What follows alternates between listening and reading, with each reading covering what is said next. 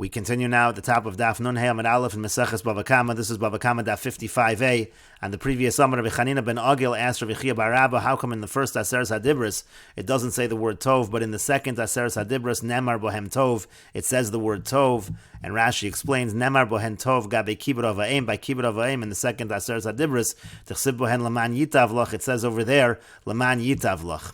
So Amar Lo, so Rabbi Chia bar Rabba said back to him, Ad Shata Shoaleini Lama Nemar Bohem Tov. Instead of asking me why it says the word Tov, Shoaleini Im Nemar Bohen Tov Im Lav. You should ask me, does it say the word Tov or not? She'eni Odeya Im Nemar Bohen Tov Im Lav, because I don't even know if the word Tov is there or not. Klach Eitzel Rabbi Tanchum bar Chaniloi. Instead, you should go to Rabbi Tanchum bar Chaniloi. Shahir Rogel Eitzel Rabbi Yoshua ben Levi. He was accustomed to being by Rabbi Yoshua ben Levi. Shahir Baki ba'Agada, and Rabbi Yoshua ben Levi was an expert in Agada, and he'll be able to answer this question. Azal Gabe, so he went to him. Amar Lei said to him, Mimenu lo shamati. I didn't hear an answer from him. Meaning Rabbi Tanchum bar Chaniloi said, I didn't hear an answer from Rabbi Yoshua ben Levi. Elakach Amar li Shmuel bar Nachum achi imo shel Ravacha bar Rabbi Chanina. But rather, this is what Shmuel bar Nachum, the brother of the mother of Rabbi Achab, Rabbi Chanina, said. V'amri la, some have the version Avi imo shel Rav Achi Rabbi Chanina, that it was the father of the mother of Rav Achi Rabbi Chanina. But either way, this Shmuel bar Nachum, he said to me as follows: Hoel v'sofan lehishtabir. Since the first luchos were going to break, so therefore we didn't write the word Tov. But the Gemara says, "V'chi sofan lehishtabir might have it." But who cares if in the end it was going to break? Why is it that that's a reason not to have the word Tov? Amar Rav Ashi said, "Chas v'sholom paska tova miYisrael." It's like Chas v'sholom saying that Tova, that goodness, has ceased from Klal Yisrael. That's why we didn't want that it should say the word Tov in a luchos that was going to be broken. And the Gemara continues, Amar Rabbi Yoshua says, Haroa tes b'chalom, if somebody sees the letter tes in his dream, siman yafelo, that's a good sign for him. My time, what's the reason, says the Gemara? Ilema mishum dechsiv tov. If you're going to say because the tes is like it says the word tov, so ema, but I might say that a tes actually is symbolic of a different pasuk, which is a negative pasuk. The pasuk says, V'tete siha b'matate hashmeid. It talks about being swept away with the broom of destruction. And so therefore maybe that's what the tes signifies. Who says that it signifies something good? And the Gemara says chad tes klamrin. We're talking about one tes. If it would have been a reference to that pasuk in Yeshayahu v'tete siha b'matate hashmeid, it would have been two teses. But the Gemara still says ema tumasa b'shuleh, but still maybe it's a reference to the pasuk in Echav tumasa b'shuleh, which means that her impurity is on the hem of her garment. Also that's symbolic of a negative idea. And the Gemara says tes beis klamrin. When we talk about seeing a tes in the dream, we really mean a tes and a beis, and that of course is a reference to tov, is a reference to good. But still the Gemara says ema, but let us say it's a reference to a different pasuk in Eicha. The pasuk says tavu ba'aretz sha'areh, her gates are sunk into the earth, also a negative connotation. Even a tes beis might have a negative connotation. And the Gemara says, rather the reason is, if a person sees a tes in his dream, the first time that tes appears in the Chumash, it is actually by the word tov, and therefore it's a reference to goodness. Because from the first word of the Chumash, from the word Bereshis until Vayar Elokim Esaor, it doesn't use the letter tes at all. Lochsiv tes, it is not written the letter tes. The first time that we have the letter tes is, again, it says Vayar Elokim Esaor ki tov, by the word tov, and therefore it's a reference to goodness. And the Gemara continues, V'yamar Rabbi Yoshua ben Levi, and Rabbi Yoshua ben Levi says, Haroa hesped b'chaloma, if somebody sees the word hesped in his dream, chasu olav min hashamayim, it means that there's going to be mercy on him from the heavens, ufida'u, and he's going to be redeemed, meaning he'll be saved. There won't be a eulogy about him. And the Gemara says, Hani mili b'chsava, that applies specifically if you see the word hesped, not if you see an actual eulogy. And the idea over here is that the word hesped, we can change the hey into a ches, and it becomes like the word chasu. It becomes like an idea of mercy again, that he himself will be saved from being eulogized. And the Gemara continues at the two dots. The Mishnah said, "V'chein chaya v'yov kayotze ben v'chulu." The same is true by undomesticated animals and by birds. All of these various halachas in the Mishnah apply to those as well. And the Gemara says, Amar Reish Lakish says, Kan Shana Rebbe. Here Rebbe teaches us Tarnagol Tavas Upisyoni, that when it comes to a chicken and a peacock and pheasant, Kilayim Zebazeh, they're all considered to be Kilayim. They're all different species. They're Kilayim with one another.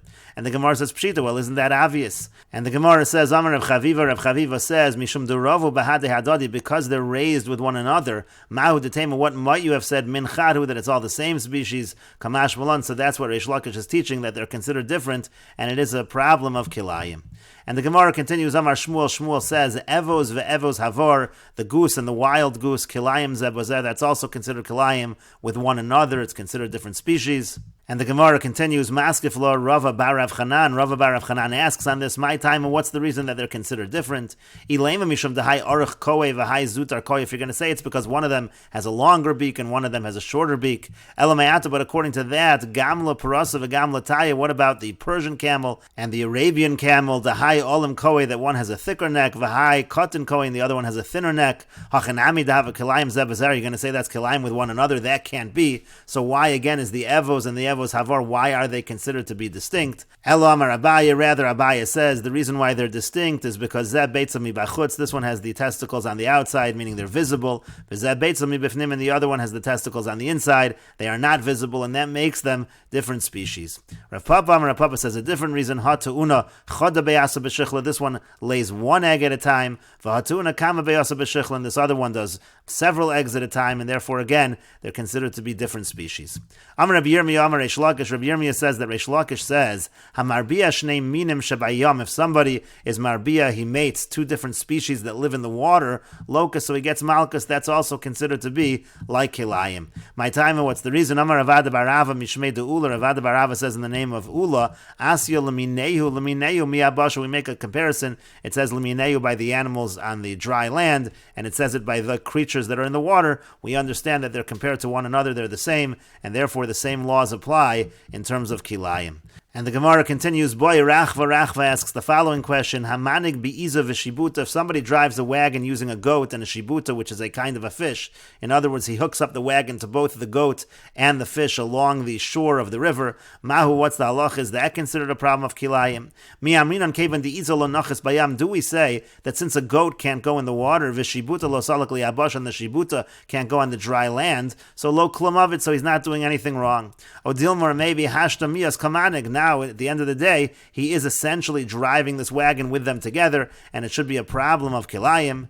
And the Gemara continues, Maskif la Ravina. Ravina asks on this, Elamayata, but according to that, if you're going to say that it is a problem, Chiber chito sora biyadu, if a person has a wheat kernel and a person has barley in his hand, Vizara chita ba'aretz, and then he plants the wheat in Eretz Yisrael, Usaora b'chutz la'aretz, and he plants the barley in chutz la'aretz, Hachanami de mechayev, are you going to say he's chayev over there because of kilayim? That seems to be a similar question that you have by the case of the fish and the goat, and certainly in the case of the wheat and the barley, that will not be kilayim. And the Gemara says, Amri, they answered to that, Hachi hashta, what kind of comparison are you making?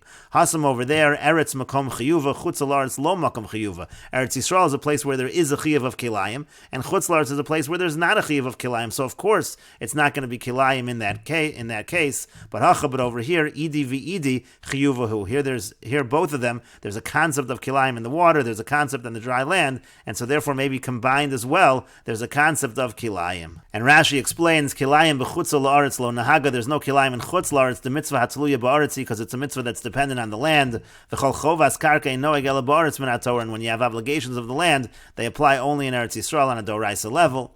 Idi v'idi makom chiyuva, but the water and the dry land are both areas of chiyuv of kilayim. Im hayamanik svina bayam b'shnei dogim shel shnei minim chayiv. For example, if you would have a ship or a boat be pulled by two different species of fish in the water, he'd be chayiv.